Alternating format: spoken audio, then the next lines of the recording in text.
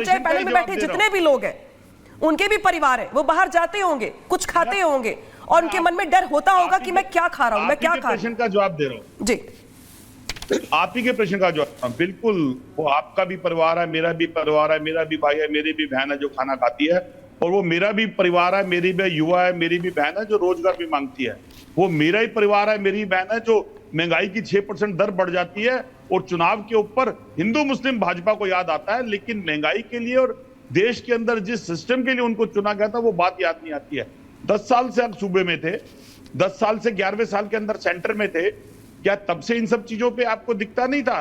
240 का आंकड़ा आने के बाद और यूपी की हार आने के बाद आपको सब चीजें दिख रही हैं। आप करिए, अध्यादेश लाइए, कौन मना करता है? एक अध्यादेश ये भी ला दीजिए कि हमारे 10 साल के टर्नओवर के अंदर सूबे के अंदर कितनी बेरोजगारी है और आज हमने इतनी बेरोजगारी पे कार्य करा है और ये योजना है हमारी। सर मुद्दे पर भी बोल दीजिए चंद्रमोहन जी, 2 लाइन मुद्दे पर भी बोल दीजिए, अध्यादेश पर भी बोल दीजिए, लोगों के हित की बात भी कर लीजिए।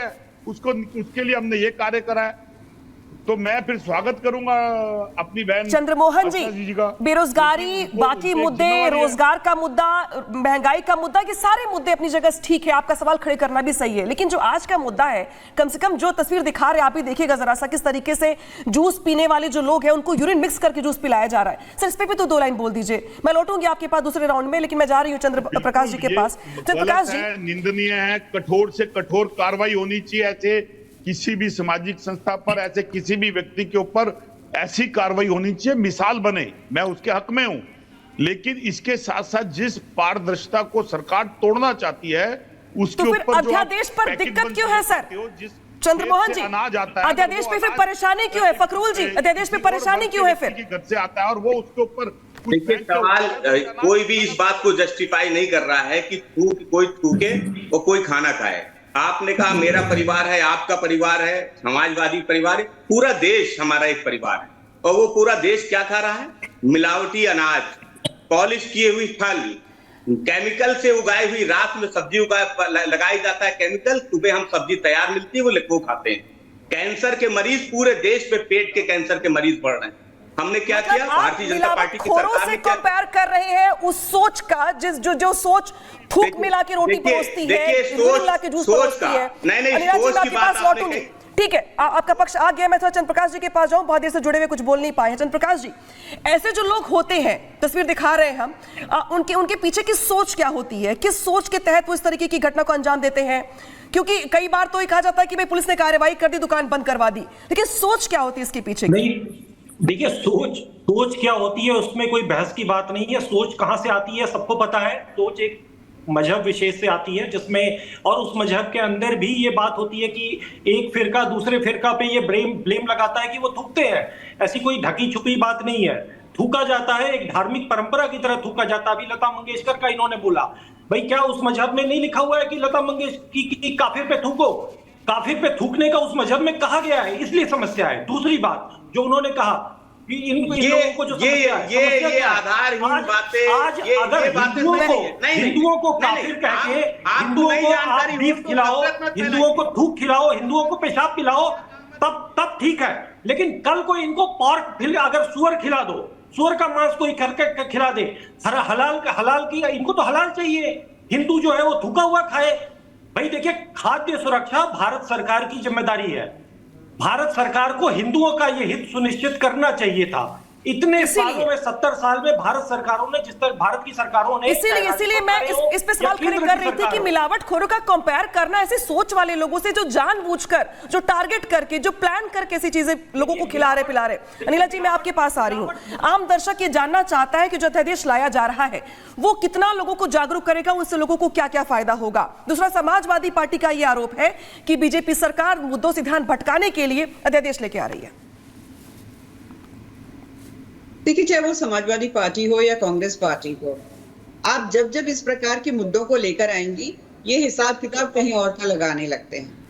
ठीक है, क्योंकि इनको तुष्टीकरण की राजनीति करें।